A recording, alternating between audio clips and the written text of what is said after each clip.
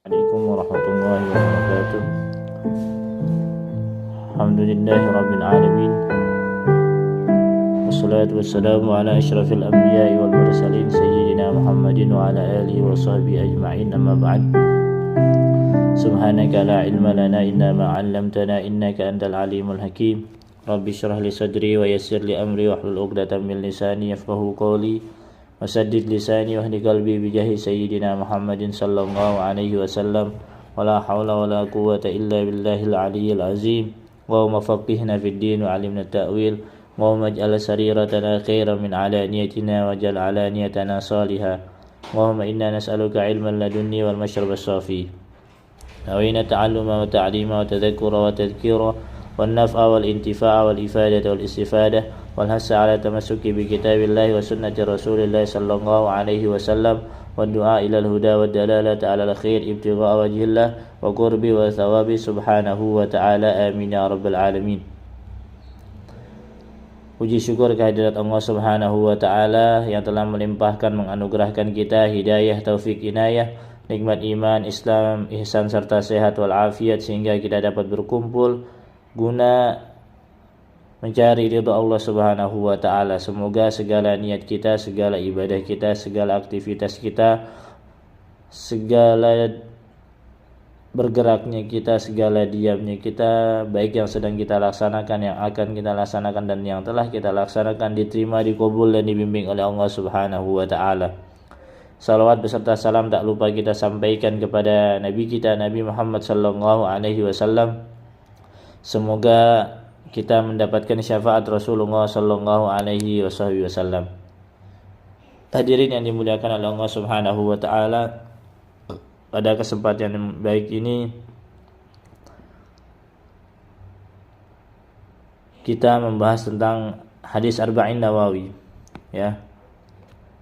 Hadis Arba'in Nawawi ini sangat luar biasa, yang dikarang oleh Al-Imam An-Nawawi. Ada seorang Nawawi, ada dua Nawawi, ya, yang kita kenal. Yang satu Al-Imam An-Nawawi yang berasal dari kota Syam atau Syria, yaitu yang berasal dari kota Nawa. Beliau merupakan seorang ulama besar yang bahkan sepanjang hidupnya, selama hidupnya itu menghabiskan waktunya hanya untuk belajar dan menulis, dan beliau tidak sempat menikah. Oleh karena itu beliau sangat luar biasa.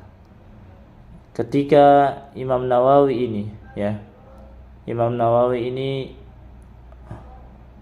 seorang pengarang kitab yang luar biasa. Yang kita kenal ini Arba'in Nawawi, kemudian ada Al-Minhaj di dalam fikih, ini hadisnya Arba'in Nawawi Al-Minhaj, kemudian ada syarah kitab Kitab Al-Muhadzab yang dikarang oleh Al-Imam Asy-Syirazi, yaitu yang bernama Al-Majmu' Syarah Muhadzab.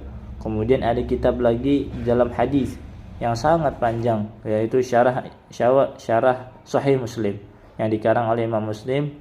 Sahih Muslimnya dikarang oleh Imam Muslim, kemudian disyarahkan, dijelaskan hadis-hadis yang disampaikan oleh Imam Muslim, dijelaskan kembali oleh Al-Imam An-Nawawi. Suatu ketika Imam Nawawi ini sangat luar biasa.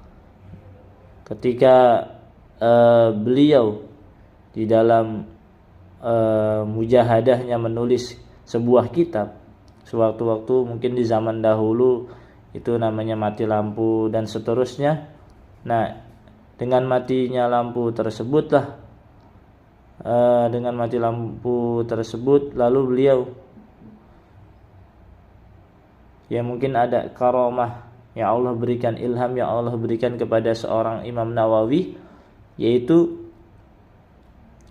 pulpennya bisa menyala sehingga bisa meneruskan atau melanjutkan tulisan yang beliau karang, yang beliau tuliskan.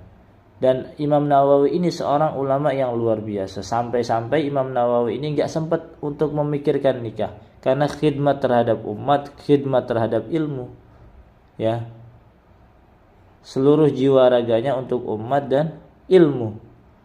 Ya, ada sebuah pepatah mengatakan ya mutul ilmu, ada sebuah alasan, ada, entah ini ucapannya para ulama atau siapa, saya kurang paham. Jadi ada sebuah ungkapan yang dinisbahkan ke Imam Nawawi. Apakah ini benar atau tidak? Tapi ini alasan yang membuat beliau tidak menikah. Yamutul ilmu bifakhidayil mar'ah. Matinya ilmu itu dengan kedua pahanya seorang wanita. Ini menurut Imam Nawawi karena beliau sibuk dan gak sempat menikah dan ingin menulis, berkhidmat. Saking ingin menyebarkan ilmu, memberikan ilmu kepada seluruh umat. Nah, di samping ada Imam Nawawi, ada seorang ulama namanya Syekh Nawawi Banten, Syekh Nawawi bin Umar Al-Jawi Al-Bantani, Tanara ya. Kampungnya, desanya Tanara ini Banten ya. Asal Indonesia, asal Banten, mungkin hijrah ke Arab Saudi ya. Beliau terkenal dengan Mufti Hijaz ya. Karya beliau itu banyak ya. Yang pengetahuan saya sudah saya baca dari beberapa literatur itu, dari beberapa referensi, ada ratusan kurang lebih ya. Bisa 100 lebih atau kurang ya. Atau banyak yang belum tercetak ya. Ini seorang ulama Indonesia yang terkenal ya. Bahkan semua guru-guru ulama-ulama yang ada di Indonesia pasti sanadnya nyambung ke Syekh Nawawi Banten. Jadi bedakan antara Imam Nawawi dan Syekh Nawawi. Dan yang kita bahas pada malam hari ini yaitu terkait dengan Syekh Al-Imam An-Nawawi yang beliau mengarang kitab Arba'in Nawawi. Perlu diketahui kata 40 ini memiliki sesuatu yang unik di dalam kajian keislaman ya. Ada yang entah benar atau tidak ya. Bahkan itu dijelaskan ada namanya arba'in kalau ketika lagi umroh atau haji itu kan ada arba'in. Nah, kemudian ketika Rasulullah diangkat menjadi seorang rasul umurnya 40 tahun. Nah, diutus ya bi'tsatun nabi ya, bu'itsan nabi sallallahu alaihi wasallam itu ketika umur 40. Nah, ini ada sesuatu yang unik di angka 40 ini. Bahkan di angka 40 ini ada seorang ulama yang berasal dari Indonesia yang bernama Syekh Yasin bin Muhammad bin Isa Al-Fadani Al-Makki. Beliau terkenal dengan Musnidud Dunya. Ya, seorang yang menyebarkannya. Musnidud Dunya itu sebagai orang yang memiliki riwayat sanad yang luar biasa banyaknya. Ya, ada yang mengatakan beliau punya guru tuh 500, ala kulli hal lebih dari 100. Ya, beliau mengarang satu kitab Arba'una hadisan min arba'ina buldan, 40 hadis dari 40 negara. Ya. Nah, itu yang dikarang oleh Syekh Yasin bin Muhammad bin Isa Al-Fadani. Beliau ulama asal Indonesia, asal Padang ya. Al-Fadani itu Padang, yang mukim atau menetap di Mekah Al-Mukarramah. Bismillahirrahmanirrahim. Wa bihadzal isnad al-muttasil ila al-Imam An-Nawawi qala Rasulullah sallallahu alaihi wasallam wa bihadzal isnad al-muttasil ila al-Imam An-Nawawi qala an Amiril Mu'minin Abi Hafs Umar bin Al-Khattab radhiyallahu anhu qala sami'tu Rasulullah sallallahu alaihi wasallam yaqul innamal a'malu binniyat wa innama likulli imri'in ma nawa faman kanat hijratuhu ila Allah wa rasulih fahijratuhu ila Allah wa rasulih wa man kanat hijratuhu lidunya yusibuha aw imra'atin yankihuha fahijratu ila ma hajara ilaih. Ini dari seorang Amirul Mukminin ya, pemimpinnya orang-orang yang beriman ya. Ketuanya orang-orang yang beriman yang bernama ya, beliau mendapatkan kunyah ya. Kunyah ada laqab ya. Ada abun, ada ibnun, ada ummun ya. Kalau tidak ketuker ya, itu namanya laqab, kunyah. Nanti laqab itu seperti Hujjatul Islam, kemudian Sultanul Ulama, Sultanul Aulia, Syekhul Islam, kemudian Al-Hafiz ya Al-Hafiz dan seterusnya ya. Nah, ini Umar bin Khattab radhiyallahu anhu, semoga Allah meridai Umar bin Khattab. Qala, berkata siapa Umar bin Khattab, sami'tu Rasulullah sallallahu alaihi wasallam yaqul, aku mendengar Rasulullah sallallahu alaihi wasallam bersabda, innamal a'malu binniyat. Ya, innamal a'malu binniyat, sesungguhnya, ya, atau bahwasanya hanya saja segala perbuatan, segala tingkah laku, segala perbuatan, segala perilaku, segala tingkah laku bin niat, ya, itu tergantung niatnya, ya. Wa innama likulli imri'in ma nawa, dan hanya saja likulli imri'in ma nawa, bagi setiap seseorang atas apa yang ia niatkan. Nah, di sini terkait dengan niat, ya. Kemudian faman kanat hijratuhu ilallah, dan seseorang yang hijrahnya kepada Allah semata-mata karena Allah dan Rasulullah, maka hijrahnya itu, ya, hijrahnya orang tersebut semata-mata karena Allah dan Rasulullah. Ya, yang membahas tadi pertama tentang niat, ya. An-niyatu qasdu syai'i muqtarinan bi fi'lihi wa mahalluhal qalbu wa talaffuzu biha sunnatun. Niat itu adalah menyengaja sesuatu, ya, muqtarinan bi fi'lihi, yang dibarengi dengan perbuatannya, perilakunya. Jadi kalau orang ingin sholat berarti niatnya niat sholat. Kalau dia mau wudu berarti niatnya niat wudu. Kalau dia niatnya zakat berarti niatnya zakat. Kalau haji niatnya haji. Kalau umrah niatnya umrah. Jadi segala perbuatan itu tergantung dengan niat. Nah, oleh karena itu wa talaffuzu biha sunnatun, ya. Wa mahalluhal qalbu, dan tempatnya niat itu adanya di hati, adanya di hati, ya. At-taqwa hahuna, ketakwaan, takut kita kepada Allah, takut kita semata-mata karena Allah, ya. Takwa kita itu semata-mata menjalankan perbuatan, menjalankan perintah dan meninggalkan larangan itu semata karena Allah, ya. Wa mahalluhal qalbu, dan tempatnya niat itu adanya di hati. Jadi adanya di hati. Jadi kalau enggak niat dengan lafaz melafazkan, ya enggak apa-apa, enggak disalahkan. Yang penting ketika kalau lagi wudu, ketika membasuh muka itu harus niat bareng, ketika membasuh muka harus dengan niat. Kemudian ketika lagi sholat, ketika takbir Allahu Akbar, itu sambilan hatinya niat. Meskipun sebelum Allahu Akbar itu dia enggak niat, enggak apa-apa, tidak menjadi masalah. Wa talaffuzu biha sunnatun, dan melafazkan niat itu adalah sunnah, ya. Dianjurkan, ya. Kalau ada definisi nanti sunnah indal muhadditsin, sunnah indal fuqaha, ya. Ada sunnah indal muhadditsin, ada sunnah indal fuqaha. Kalau menurut para ahli fikih itu ma yusabu ala fi'lihi wa la yu'aqabu ala tarkihi, ya. Nah, itu adalah sunnah.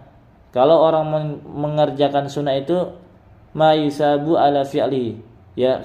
Seorang yang melaksanakan kesunahan itu dia akan mendapatkan pahala, mendapatkan ganjaran ala fi'li, atas apa yang ia kerjakan, ya. Wala yu'aqabu ala tarki, dan tidak disiksa, tidak dikasih ancaman, tidak diberi iqab, ya, diberi siksaan, ancaman kalau meninggalkan sunnah, ya.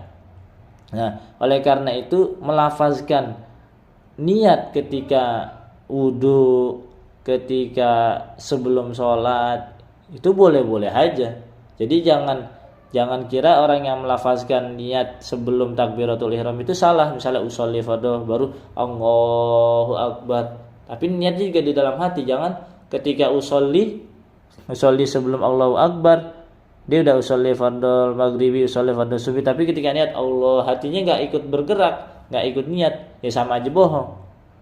Begitu juga yang ketika orang yang menganggap bahwa niat di dalam hati itu niatnya di dalam hati saja, juga jangan menyalahkan orang yang melafazkan niat sebelum takbiratul ihram dikit-dikit menyalahkan orang. Jangan seperti itu. Biasakan pahami dulu, pahami apa yang kita yang nggak paham, kita mungkin kurang bacaan kita terhadap apa yang orang lakukan. Seorang pendidik, seorang pelajar itu harus seperti itu. Bukan hanya menyalahkan orang, tapi ketika sesuatu yang kita belum pahami, kita belum mengerti, bahkan kita belum pernah baca, belum pernah melihat, belum pernah mendengar, itu jangan buru-buru diklaim orang itu salah, orang ini, karena itu bukan daripada seorang pelajar, ya. Kita cari tahu kebenarannya, bagaimana, apa iya begini betul, apa iya seperti ini, terus seperti itu, ya. Nah, kemudian, ya, al-farqu bainal ibadah wal 'adah an-niyah, dan yang membedakan antara ibadah dengan kebiasaan, dengan adat istiadat adalah niat. Contoh sederhananya, kita sedang mandi, ya. Kita mandi biasa dengan mandi keramas, itu beda apa sama? Jelas berbeda, ya. Mandi biasa atau mandi keramas atau mandi wajib itu jelas berbeda. Keramas atau wajib itu sama, ya. Atau mandi junub, ya. Kalau mandi biasa ya asal mandi aja, nggak pakai niat apa. Tapi kalau keramas, mandi junub, mandi wajib, ya itu harus pakai niat. Niatnya di dalam hati. Saya niat mandi wajib, misalnya, ya, mimpi basah, seterusnya berhubungan suami istri, itu harus dengan niat. Setelah terkena hukum, ya, tersebut, mimpi basah, kemudian mimpi basah, kemudian apalagi tadi, mimpi basah, berhubungan suami istri, nah itu harus mandi, niat mandi wajib. Jangan samakan mandi biasa dengan mandi wajib. Nah itu yang pertama.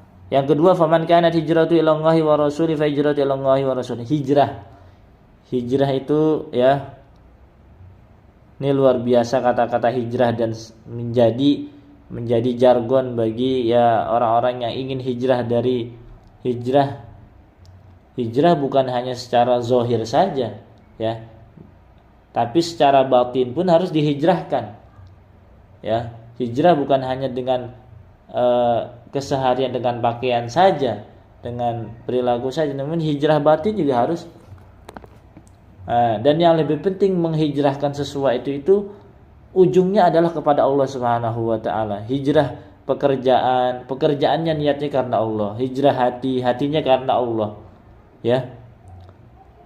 Jiwanya, raganya, hijrahnya karena Allah. Hijrah ibadahnya yang dulunya melakukan banyak kemaksiatan, melakukan banyak kesalahan, kemaksiatan, kekhilafan seisi langit dan bumi, itu tetap harus pindah dari yang kita merasa berdosa, itu pindah ke, ya, menjadi lebih baik, ya, berubah baik secara zahir ataupun batin. Contoh sederhananya gini, ketika Anda sedang sakit kronis, larinya kemana? Pasti ke dokter.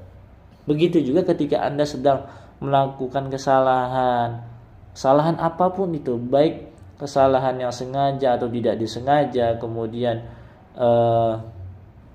khilaf, ya, dosa yang luar biasa, bahkan memenuhi isi langit dan bumi, tetap harus kembalinya ke Allah, ya. Ujungnya adalah ke Allah. Dengan seperti itu, jangan pernah merasa malu. Tapi kalau kita lagi sakit parah, lagi sakit jantung, sakit apa, itu pasti larinya ke dokter. Mau nggak mau dioperasi. Kita pun seperti itu. Ketika melakukan kesalahan, kekhilafan, dosa yang sangat banyak, ya, itu harus kita kembali ke guru-guru kita, kembali ke ajaran agama Allah, ya. Yang tadinya belum ibadah sudah mulai sedikit-sedikit ibadah, yang sudah ibadah ditingkatin lagi ibadahnya, baru yang wajib doang sekarang sunnahnya, terus begitu kita tingkatin. Bahkan hatinya pun juga niatkan pindah kepada Allah, ya. Jangan ada rasa kebencian, sombong, iri, dengki, kemudian ria, cari perhatian, ya, dan seterusnya. Itu pun harus dihilangkan dari penyakit-penyakit hati itu, ya. Jangan sampai kita benci terhadap seseorang itu berhari-hari, Itu adalah penyakit hati, ya, nggak boleh seperti itu. Nah, kemudian wa man kanat hijratuhu, ya, di dunya yusibuha aw imra'atin yankihuha fa hijratuhu ila ma hajara ilaih. Dan seseorang yang hijrahnya semata-mata karena dunia, dia akan memperoleh dunianya saja, ya. Aw imra'atin, atau hijrahnya semata-mata karena wanita yang ingin ia nikahi, maka hijrahnya dia itu semata-mata karena seorang wanita yang ia nikahi saja. Akhiratnya nggak dapat, dunianya dapat, tapi akhiratnya ya zong, nggak dapat apa-apa. Oleh karena itu, mari, ya, di hadis yang pertama yang kita baca ini tentang Arba'in An-Nawawi, ya, ada 3 hal yang harus kita perhatikan. Yang pertama terkait dengan niat. Yang kedua dengan hijrah semata-mata karena Allah dan Rasulullah Shallallahu Alaihi Wasallam. Kemudian, ya, keikhlasan, ya, keikhlasan yang harus kita lakukan terhadap apa yang kita lakukan, baik itu dalam bentuk ibadah, urusan dunia, urusan agama, urusan dunia, urusan akhirat, itu harus diikhlaskan karena Allah Subhanahu wa taala. Jadi ujungnya itu hanya kepada Allah. Kerjaan dunia karena Allah, menikah karena Allah, tidak menikah karena Allah. Misalnya seperti itu. Tetap harus karena Allah, ya. Nah, oleh karena itu niat juga adanya di dalam hati. Ketika niat adanya di dalam hati, kita tidak boleh mengklaim diri kita paling baik di antara yang lain. Kita nggak tahu niat seseorang, karena setiap orang memiliki niat yang berbeda-beda, ya. Baik sesama agama ataupun selain agama, dia pasti punya niat yang berbeda-beda, ya. Kalau sesama, ya, kalau yang beda agama kita nggak usah bahas deh, ya. Mohon maaf tadi, ya. Jadi niat kita, jangankan ketika punya anak, ya, punya anak kembar saja, itu belum tentu sama kemauannya, niatnya, keinginannya, ya. Begitu juga kita, ya, niatnya, lagi-lagi niatnya. Dan niat ini adalah bagian daripada hati, ya. Dan niat itu adalah tasdiqum bil qalbi, ya, wa taqrirun bil lisan wa amalun bil arkan. Itu adalah niat, ya. Tasdiq, ya. Nah, karena niat itu adalah bagian daripada iman. Nah, iman ini harus ditasdiq, ya, membenarkan di dalam hati. Kemudian wa taqrirun bil lisan, dan diucapkan dengan lisan, ya. Wa amalun bil arkan, dan dilakukan dengan perbuatan, ya.